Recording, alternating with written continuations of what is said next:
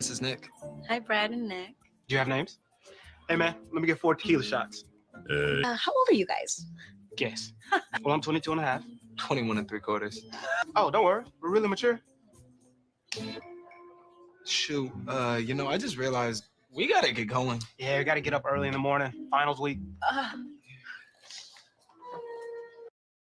Hey, what you looking for, homeboy? Looking for some blow. Oh, some blow, huh? Yeah. Okay. I know where to find that for you. Oh, where? You got some money on you? Yeah. Yeah? Okay, yeah, man. Hey, we can get that for you, homie. I tell you what, why don't you check on my man right there? Where do I? Hey, look, man, I just need a fix. Hey, don't move, homie. Don't do that. I got eyes. Car 541 on location. We can't confirm visible confirmation on the He's suspect. got a weapon, maybe an AK-47. We can confirm the suspect is armed with an assault rifle. Still in the area. Requesting more backup. Post race on my ass. Everyone said we were crying wolf, but this is our proof. You know you don't got to be so hard around me, right? No, trust me. Yes, I do. What happened to the soft, cuddly Q that used to come sleep with me in my nook?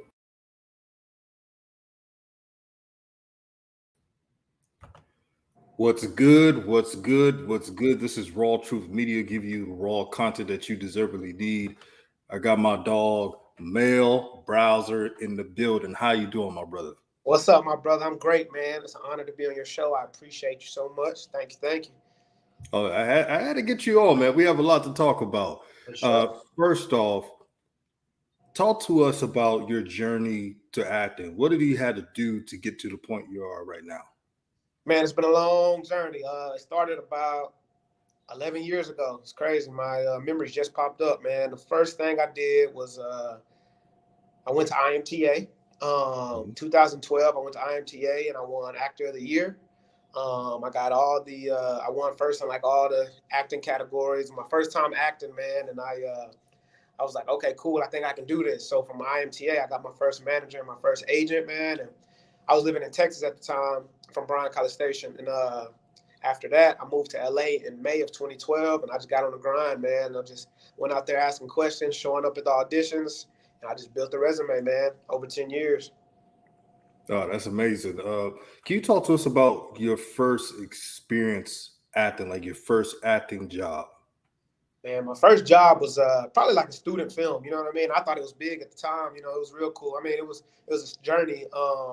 It was some student film, but my first big one was a show called Surviving Jack. It was on Fox. We did one season, and I thought I was gonna make it from that because they called me in for one episode. I did a couple lines, and then they called me back for 2 more episodes after that, and then we got canceled. And I was like, dang.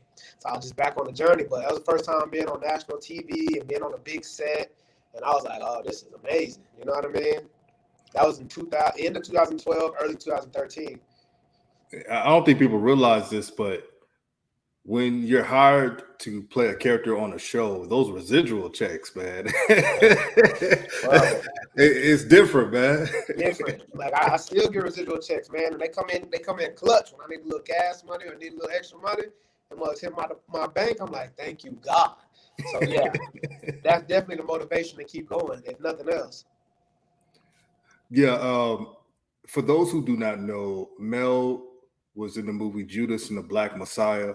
There's a lot of stuff I need to ask you on. First, how did you get the opening scene when you asked if the informant was police? So I remember auditioning for that, man. That was in 2019. I want to say it was 2019. Yeah, no. You know what? I think it was end of 2018. No, it was 2019. I'm sorry. End of 2019. I remember auditioning for it, man. I auditioned for the role of the dude towards the end who ends up like in the fortress, and he ends up getting shot. And they were like, nah, I mean, we like you. The director, Shaka King, was like, we like him, but we wanted to read for a different role. So they called me back to audition like the next day. And I auditioned for that role, text. And I booked it, man. And then it was like, oh, we're shooting in Cleveland. I didn't know how big it was at the time, you know what I mean? It wasn't even called that. It was called, I think it was called Jesus Is My Homeboy or something like that. It wasn't even called Judas and the Black Messiah yet. For real? Yeah, man. It was crazy. So I shot out there in October of 2019. I filmed the first part of that, the opening scene. I didn't even know that was the opening scene. I didn't know. I mean, I didn't know who was all in it until I really got there and I started looking at the call sheet and I was like, oh man, these some big names. You know what I mean? Like, you got Ryan Coogler, you got Charles King, you got Daniel Kaluuya, you got Lakeith Stanfield, you know what I mean? And Dominique Thorne, you got all these big names, you know what I mean? So I was like, oh, this is going to be a big movie. I remember at one point we were sitting in a makeup trailer and it was me, Lakeith, and Daniel. And I was just looking around and I'm like, damn, this is surreal. Like, I'm in there with the stars, you know what I mean? Right. But yeah, that was cool. And then in December, they flew me back out there to film the other part of that. And that was cool, man. That was just a beautiful moment, man. It was just beautiful. Now we're gonna get to the nitty gritty. You know what's coming. Let's get it. Daniel Kaluuya he's a great actor. He's talented. Yep. You know me. I'm not a hater. Right. But they couldn't get an American brother to play Fred Hampton. Man, that is the talk around Hollywood amongst black actors, man. I remember on set we was talking about that. Me and one of my other co-stars. The way they justify it is, you know, British actors are more trained. You know what I mean? Yes. And yeah, I guess so. You know what I mean? They take it more serious than American actors, but that doesn't mean you don't have great black actors here. And I feel like, I don't know, but I feel like most black actors don't even get, like, American actors don't really get an opportunity. I think they go to them first. Like, I mean, you look at all the shows, Snowfall, All American, Judas and the Black Messiah. You know what I mean? Just they got these British stars. I mean, no hate. Shout out to all these amazing actors. They're doing their thing, but you can't tell me that a dude from LA or even from Texas can play kids from Compton, kids from LA. You know what I mean? So there was no reason for him to go all the way to get the British actors. No offense. I'm just gonna keep saying that, but it is what it is, man. I think who was that? Samuel L. Jackson. I think he said something about it one time, and he got a lot of flack for it. You know what I mean? But it's real. Like, I know I could have definitely played Franklin Saint on Snowfall. I definitely could have played old boy from All American. You know what I mean? So. Yeah, and looking at your highlight tape, your demo tape, you've done roles from the East Coast. You have done roles of the Southeast Florida region. You have done roles in the West Coast. Again, and I don't want to hear about, they want a name, because before they had names, they were just like anybody else. Exactly. So they can get a brother from anywhere. I mean, American brother. Like, example, I'm not saying I'm Denzel. I'm not saying I'm Samuel. Right. But if someone gave me a role to play somebody in the West Coast, Compton or anything else, it won't take me too long to learn it. And then I don't need to have a voice coach like everybody else. Exactly. See, we grew up listening to West Coast music. So it ain't nothing to just tap into that, especially when you're an actor and you trained and you're skilled. It's like, yeah, man, you gotta start looking inward. Like, why we sending American money, you know what I'm saying, overseas? But that's another topic, man. Shout out to them boys doing their thing. But anybody listening to Hollywood, and they start looking inward, dog. We here. Oh yeah. And you know what I like about this new digital age? People are finding ways to be creative. Yeah. I've seen YouTubers create movies out of nothing, out of their own channel. They had a GoPro camera, and they're going around and they have a couple of friends who have acted or had the skill in acting and say, hey, I may not pay, but you can get experience. Let's do it as a hobby. And then the channel grows. Look, I give you a name like Lou Young. He does comedy skits, and many others. Like, it's now trending. Do you think about doing that now? Oh yeah, definitely, man. To be real, I kind of got kicked out of Hollywood because I didn't get my vaccine. You know what I mean, for my own personal reasons. But anybody who don't have their vaccine cannot work in Hollywood at the moment. So I came home, man, and I shot a music video back home. I directed and produced a stage play, and now we shoot a feature film back home. And honestly, it's my first time leading in a feature film. Like, I've been a leading man. I got the skill. I got the talent. I've been a leading man, I feel like, in my heart for a while now. And it's crazy that I had to come all the way home to do that. But I'm doing it with my hometown folks, so I love that. You know what I mean? Shout out to Bryan, Texas. We out here, baby. Shout out to Bryan, man. I went to I ain't trying to put my information out too much. You know how the social media is. Right. But I went to Blinn College for a little bit. Okay. So you know how it is, man. Yeah, I was going to Brian's parties back Exactly. Yeah, man.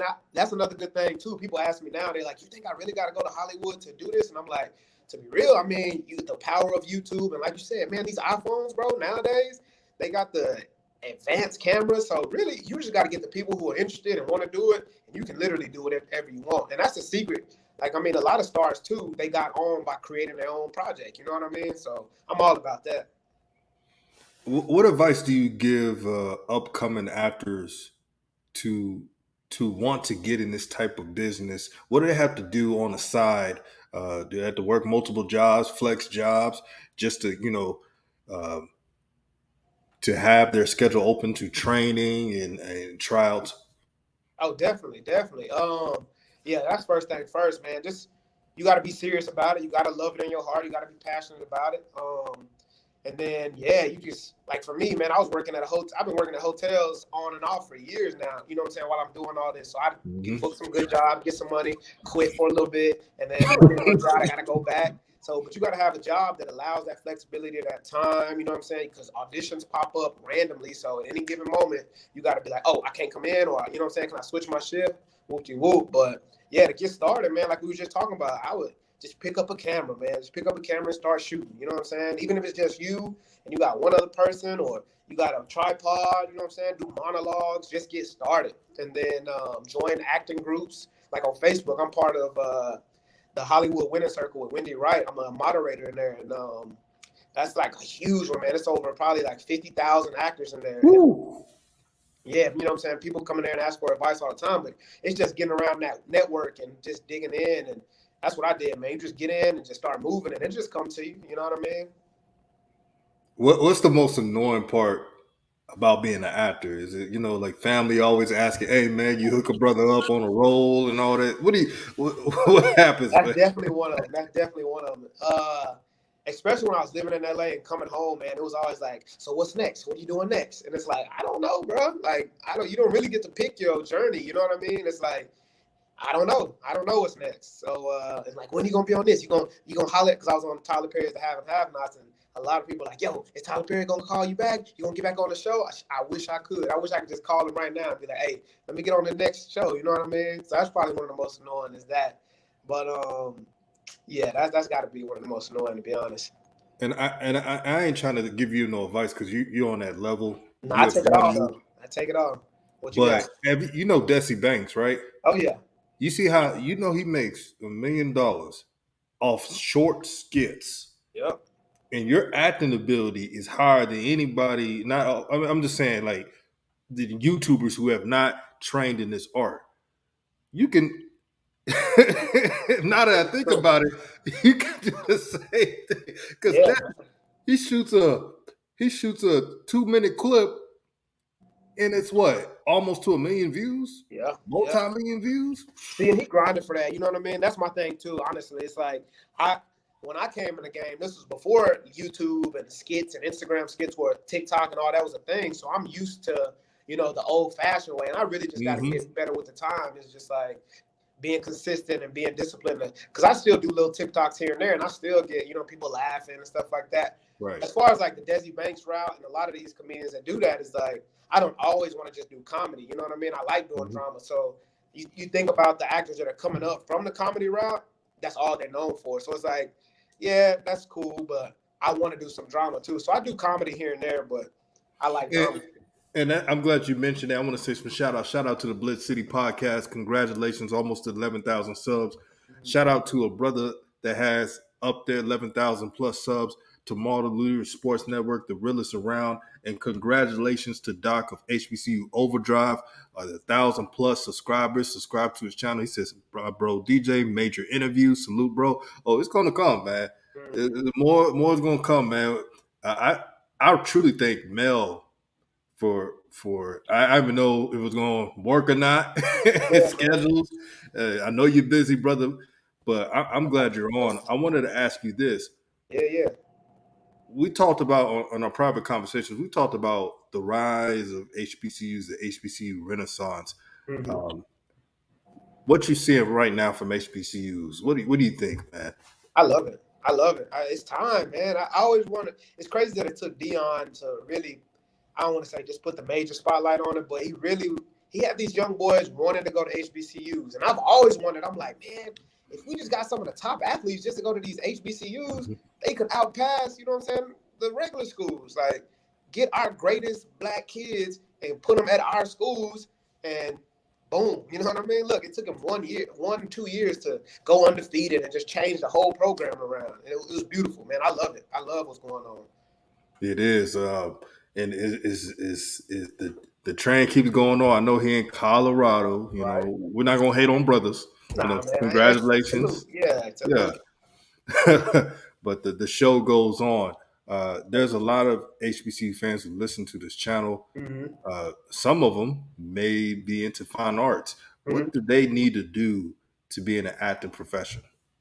This is one thing that most people don't tell you. I would definitely, especially if you're in college right now, take some marketing or business classes because they call it show business. It's one thing. I know a lot of people that took theater classes and did like that, got their majors in theater. I honestly wouldn't recommend that. It would be cool to take some classes or whatever, but definitely know the business side of it because as an actor, especially when you're really trying to do it, it's show business. You know what I mean? You put on the show, but it's also business on the back end. You know what I mean? You got to learn how to manage your finances correctly. You got to learn how to market yourself. So while you're in school, man, it don't hurt to take some marketing classes, some business classes to really get going.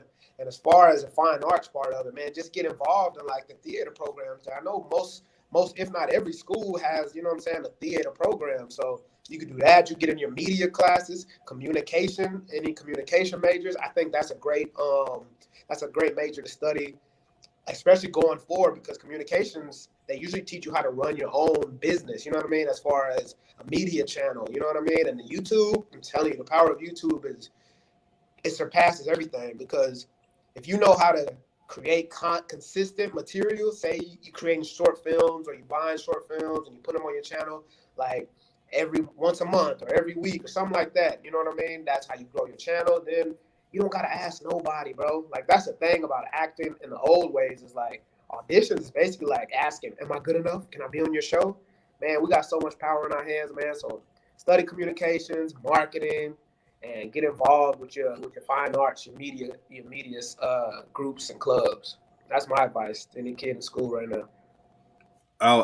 I didn't tell a lot of people this, but I told a couple people about this. I'm thinking about making a second channel, just to do skits, not comedy, but just like you talked about, balance.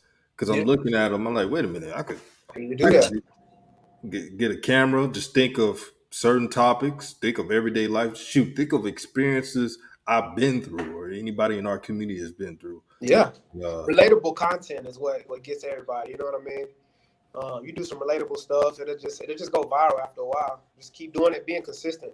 Consistency is key, dog. That don't matter if you're doing TikTok, if you're doing YouTube, if you're doing whatever. You know what I'm saying? All the viewers want to see consistent material. Can I count on you every week or every day to give me something to laugh at, I look forward to? So I say go for it, brother. You know I'm down, so you let me know when you want to do something. I ain't gonna bug too much, but you know I'll send that text, man. Yeah, let me know, for real. Anytime I can make it, I'm there, bro. We're gonna do it. Because every time we talk, man, it's always a comedy hour. Man, laughing, bro. You already know. So every chance I get, bro, let's shoot something. Let's do it. Hey, not to put you on the spot, my brother, but was there ever a female actress like you worked with her? You said, "Oh my God, I'm working with this." Oh man. Kind of, not really, but what's crazy, I mean, yeah, because I didn't really have too many like love stories or love scenes, which I want to do. I want to do some more romantic comedy and stuff going forward. But I mean, I don't know if anybody saw it on my demo reel. Quinta Brunson, you know what I mean? She's like probably one of the last clips. I mean, look at her now. She's got Abbott Elementary. I just seen her on commercials. She's on magazines. So that was cool. Even in the Tyler Perry scene where I was robbing a dude, Danielle Deadweiler, she was in that movie Till. So like a lot of people I've came up, especially ladies, is like, I mean, they fucking doing their thing now. You know what I mean? Yeah, they are, man. So shout out to them. So it was real cool. Quinta was real fun to work with, and it's dope to see her do her thing further and further. Absolutely. I'll tell you, especially the sisters, man. If you're listening, take acting classes. If you show the For skill, real. they're gonna give you a role. If you Yeah. show the skill. Now, Definitely that. Take acting classes. Yeah, I forgot to mention that earlier. Definitely, if yeah. you're really serious, it ain't gonna hurt, man. You're gonna learn some improv is real good, especially if you're doing comedy. Take some improv, take a stand-up class, you know what I mean? Definitely get in a class for sure. Is there if you ever get another love interest, who would you want that to be? Man, ooh. There's good ones out there. You know who I really want to do a movie with? I think I'd be perfect to do one with. It would be perfect for me is Dominique Thorne. She was in Judas and the Black Messiah, but she was also in it was crazy. She was in the second Wakanda or Wakanda. Yeah, she was in that forever. Yeah, she was the what was she? The college kid. Mm-hmm. Yeah, so I mean, I met her on set. You know what I mean? We talked for a little bit. And that was before she was even like popping. But after that, you know what I'm saying? Obviously, she took off. But I don't know. I would love to do a film with her. So if you're listening, if your agent is listening, what's up? Let's somebody give me a script with her. Yeah, your people call my people. Let's Exactly. get it rolling, Let's make man. it happen. Let's make it happen for real. Man, living in Austin, Texas. Yeah. What is the potential of the city, especially for actors? What do they need? Because certain regions are more access to acting. Mm-hmm. LA, Chicago, New York. And if you want to do commercials, Seattle. Mm-hmm. So what do Austin need to do? Because I'm living in there now. What do they need to do to be on that level or close to it? Man, what's cool about Austin is they are building two major studios that I know of. One in San Marcos, which is not too far, and one in Bastrop, which is also not too far. So honestly, we're at the beginning stages of them about to really become a major player in this. Atlanta kind of has it right now. It went from LA to Atlanta, but I think Austin is about to become something probably in the next 5 to 10 years. So honestly, if you're in Austin right now, anybody in Austin, like, just start networking, man. I go to this, it's like once a month. It's like this film group. They get together and they have like screenings, and it's just like a networking event.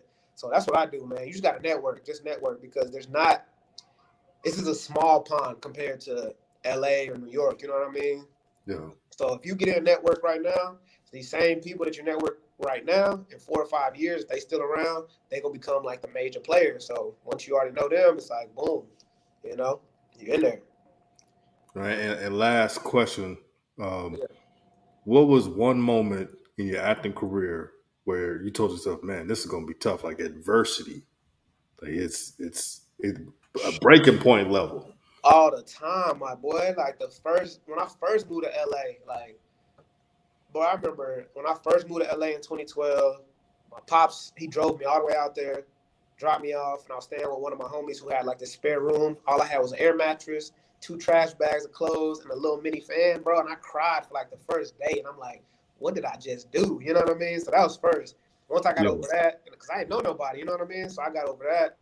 I just went out, start, you know what I'm saying, learning and making friends and stuff like that. That was the first. But after every audition, fun fact, I auditioned for Wu-Tang's The Saga on Hulu. And I flew out to New York, and I did some chemistry reads with the other dudes who ended up getting it.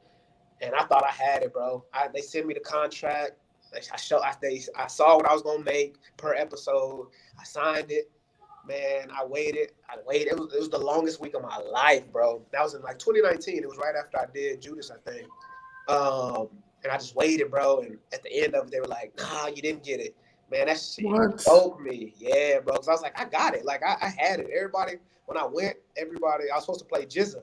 And everybody was like, dang, are you from New York? And I was like, nah, but, you know what I'm saying? I studied. I just absorbed. I listened to Wu-Tang for the whole week before audition and everything. I was just absorbed. I did it.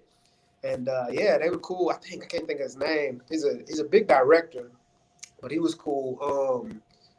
But yeah, man, I waited all week for that. And they ended up hiring a dude who was actually from, where Wu-Tang is from. So I was like, okay, I get it. They played a little favoritism. You know what I mean? But it still hurt, bro. That was soul crushing. I ain't gonna lie. Because after 9-10 years of grinding, I'm like, finally, here go my breakthrough. It was the first time I'd ever seen like a contract like that. It was like, $25K a show, bro. I was gonna do 10 episodes, and I was like, oh man, dang, bro. man. I was like, oh, here we go. Not 2.5K, 25K a show. An episode for 10 episodes, bro. You handled it better. And I know you probably didn't show how you felt, but any brother listening, man, if the director called, be like, oh, we're changing our mind, we're gonna hire it. Devastated, bro. I was devastated. So I came home after that, and I shot a short film back home during that time too. So it kind of motivated me, and I was like, that's what I was gonna do. I was gonna bounce back and forth. I was like, man, because everything I was doing was starting to be on tape now. So I was like, I don't really got to be in LA full time anymore. So I'm just come home, shoot some stuff, go back to LA during the busy seasons. And I came back in 2020, and that's when, the pandemic happened. I was like, oh, I guess I'm stuck here now. So I'm making my life, man. Now I'm doing real estate, you know what I mean? Doing some extra stuff on the side. Got the Airbnb. And that was part of my journey too. It was like, you got to find other ways to make money to sustain you while you grind. And I'm not done with it, you know what I mean? Like I said, I'm shooting a feature film right now back home. So it's just, that's the thing about acting that I love too, is you can do this till the day you die. They always gonna need like an old man, a young, you know what I'm saying? As I go, I can't wait to be like, I hope I'm a TV dad. I hope that's one of my big breakouts. I might be the next Phil Banks, you know what I mean? Hey man, I'm gonna make that prayer for it, man. Come on, man. Send it up. Yeah, shout out to Coach Joe. He in the building. Coach Joe, he got a couple of fam that's in acting, in Chicago and them. So we talk about acting all the time. So for me, it's a grind, man. You got to go. The sites, Actors Frontier, Backstage. Yep, Backstage. And you got to work a lot, and you got to save a lot, and then sometimes it's a gamble because, okay, I have a chance to get this role. Should I spend this plane ticket to go? You better be sure. Exactly. You got to take risks, man. I remember like one time, or not one time, but like this is like one of the running jokes in Hollywood for actors is like, especially during the holidays, as soon as you book that flight to go home or to take a break, you get an audition. Like you could not be auditioning for like weeks, and then as soon as you book that flight, that day you got to audition. So it's like sometimes you got to cancel that flight or rebook it, and got to pay a little more. But when you really want it, man, you got to take a lot of risk, a lot of gamble for it. It's not easy. Shout out to me, Mike, as well, man. At this time too, couple people, but I'm sure once this video keeps streaming, they're going. If you want to get into acting, if you want to look into the journey into acting, this video, I know there's many others, will be a good guide to you because what Mell showed you by what he told you on this journey is that if you do not quit, if you study, if you take this seriously, then your dreams could come true. It can happen. That's the thing too. You said don't quit, bro. I wanted to quit almost every year, bro. Every year I was like, man, why am I still out here? What am I doing? But every time I got like close to that wanting to quit, boom, I got something else. And I was like, I'm grinding all year, hundreds of auditions. I'm like, man, I'm about to quit. Boom, next Tyler Perry. You know what I mean? It just went like that. So it's like that. It's gonna test you for sure. But if you want it bad enough, don't quit. It'll happen. Exactly. This is Mell Browser. Any where they could find you on social media? Yeah, man. I'm on everything under my name, MELLBOWSER, Instagram, TikTok, Facebook, whatever. I don't have a website, but I mean, you can just look it up. I mean, what's cool is I'm on Google too, man. It was crazy for a long time when you Googled Mell Bowser, it showed an actor. It shows like my movies and stuff, but I do music too, so. Now I just looked at it the other day, and now it says musical artist. I don't think Google knows what I am. I'm just a talented individual. So it's like, oh, is he? Oh, you gotta be like Jamie Foxx, huh? You know? That's definitely inspiration. I always said, brother. Here's one thing about me, man. When I was a kid, I used to imitate Jamie Foxx so much, man. I used to do that Ray Charles. I make it do what it do, babe. I used to do all that stuff, man. I used to. Remember that comedy skit he did? He was singing "Only for One Night," Luther Vandross. Oh yeah. I used to copy that whole skit as well as the Brady Bunch singing different versions of it. Yeah, man. Nah, he definitely talented, man. I always say that too. I'm like, I want my career to be an accumulation of Jamie Foxx for the talent. Yes. Eddie Wright for the career longevity, and Leo DiCaprio for the skill. Like when you think of them three, it's like, okay, those are legends. I want that to be all me in one. You know what I mean? And I'm gonna add another one, Tom Cruise, only because he had a learning disability. What he does, he plays a recording of his voice in the script for hours because he has a reading condition. Man. And that's why he's killing it right now. Exactly. Yeah, man. Yeah, anybody listening, man, just chase your dreams, man. It ain't too crazy. Like, I remember, I'm from a small town, bro. Nobody had ever really done nothing like this. Small town in the hood. I remember telling everybody, and people was like, well, you ain't going to Hollywood. And then years later, it was like, damn, you really did it. You know what I mean? So, ain't nothing too crazy. I tell people that all the time. And for those who told you wasn't going to go to Hollywood, they're the same one blow. Hey, Mel, man. Hey, man, you know what you had to. Hey, I don't know if it had to be a big role. I could just be just something, man. Exactly that. Exactly that. You know you get them calls, man. Hey, man, just something, man. Because I'm, you know what I'm saying? That's what I want to, I'm transitioning into is more producing and directing too. I'm still acting here and there, but I'm definitely behind the scenes on a lot of stuff. I got a management company. I got my own artists now, my own actors. So I'm like pushing other careers too. So, you know, I'm trying to get behind the scenes a little more. Dog, I just learned something new. I didn't know you were doing all that now. I started that last year. I got a big rapper, Ashley the MC. I got an actor, Frankie Galvez, and then I got this model who's taking off, Kay the BBW model. Check her out. I mean, they killing it. It's dope because you know what I'm saying. They trust me with their career, and I'm just trying to guide them. You know what I've learned. So, yeah, man. Oh, Coach Joe. Hey, you're right, Coach Joe. I can't forget Samuel. Oh man. Yeah, definitely. That's the OG. He was one of the first persons. I used to work valet, man. My first job in LA was working valet, and I remember seeing a black Rolls Royce pull up, and I'm like, well, who is this? I opened the door. Samuel Jackson popped out, right? And one of my other homies, he was like, yo, can you give us some advice? And he was like, it's y'all's time, young brothers. I'm already old. It's time for y'all to take over now.